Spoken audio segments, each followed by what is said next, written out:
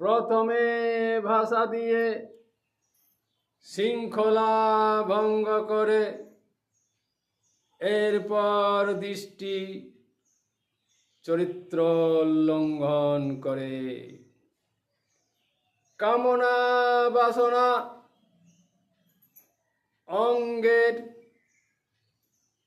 অঙ্গের কার্যতা নিষ্পত্তি করে,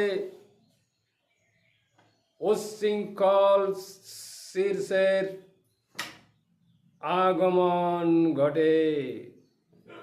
ঘটে যাওয়া চরিত্রের বিনাশ ঘটে। সাবধান নীতি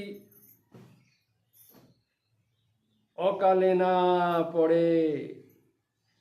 দৃষ্টির লক্ষ্য